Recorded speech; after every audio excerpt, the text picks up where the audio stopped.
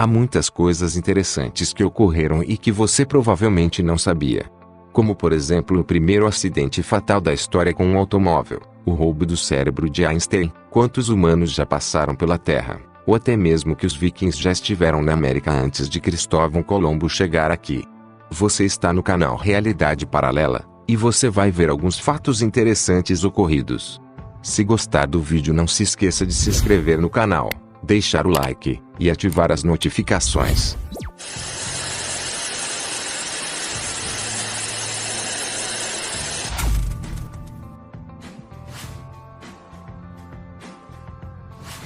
Você provavelmente sabe que hoje em dia, há aproximadamente 7 bilhões de humanos no planeta Terra.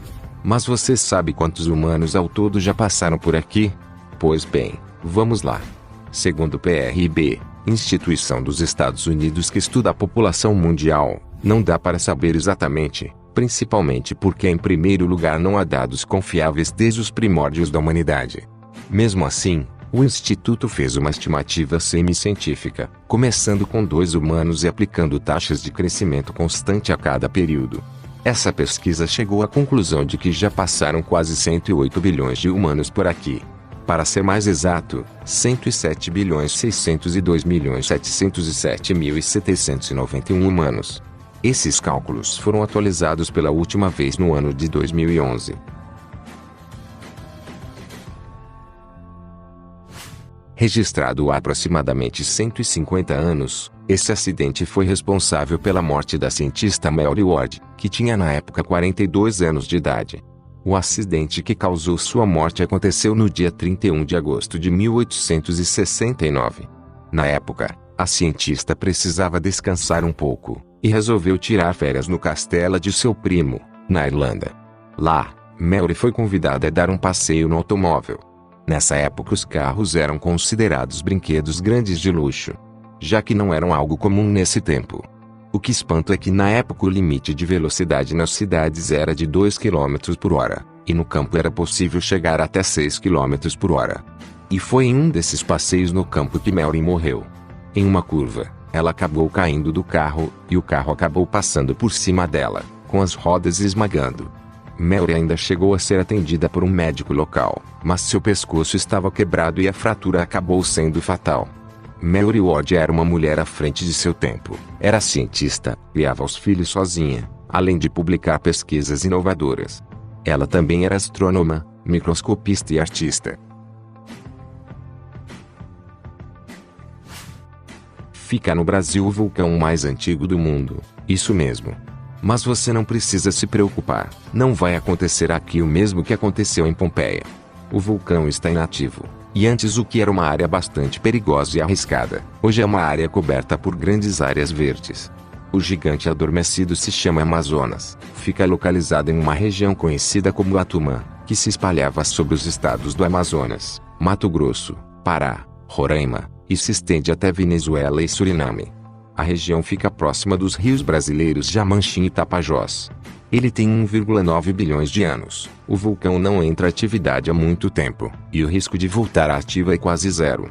Orientadas pelo professor Cantano Giuliani, do Instituto de Geociências, o vulcão brasileiro já rendeu 2 teses de mestrado e artigos em revistas científicas, e está sendo estudado desde 1998 por geólogos da USP.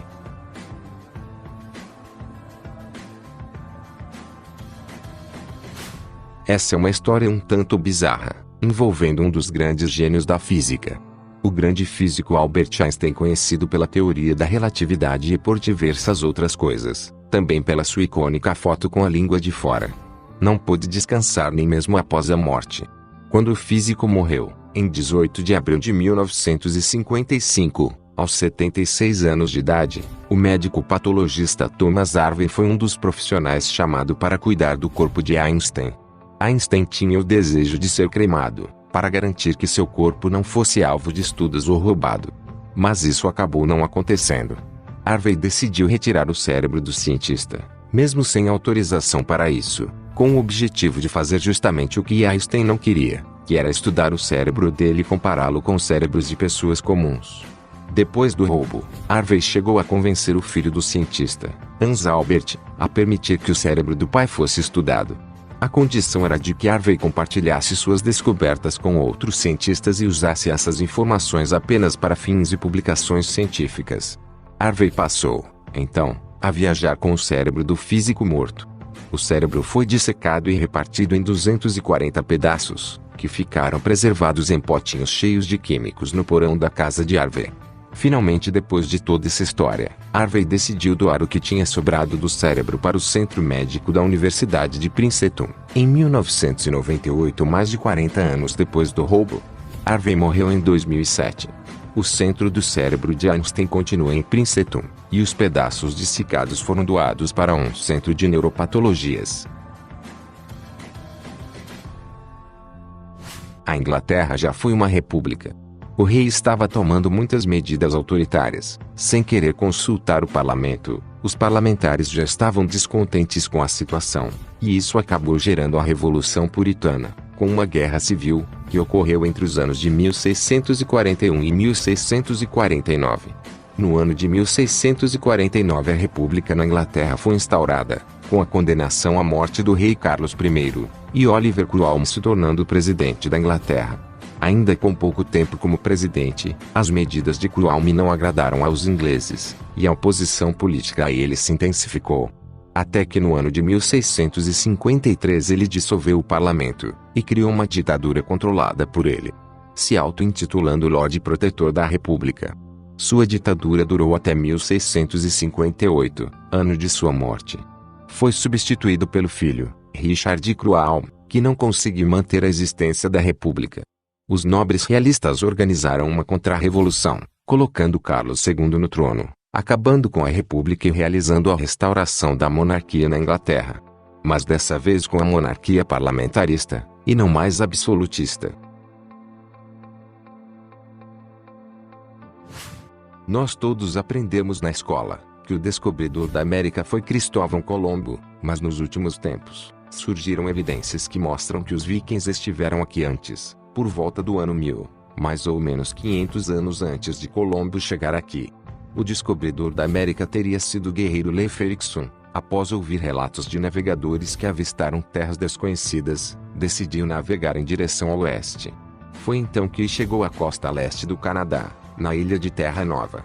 Ele batizou o lugar de Vinland, ou Terra das Vinhas. No entanto, há uma controvérsia sobre o significado desse nome. Alguns estudiosos acreditam que não foram uvas que os vikings encontraram, mas amoras selvagens.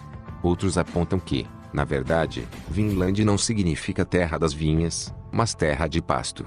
De qualquer forma, foi lá que Eric e seus companheiros aportaram e estabeleceram o primeiro assentamento europeu no Novo Mundo. Mas esses assentamentos não duraram muito, já que aqui existia diversas tribos, e acabaram entrando em conflito. Eles acabaram tendo que retornar de onde vieram. Se você tiver gostado do vídeo, não se esqueça de se inscrever no canal, deixar o like, e ativar as notificações. Obrigado por ter assistido. Até a próxima.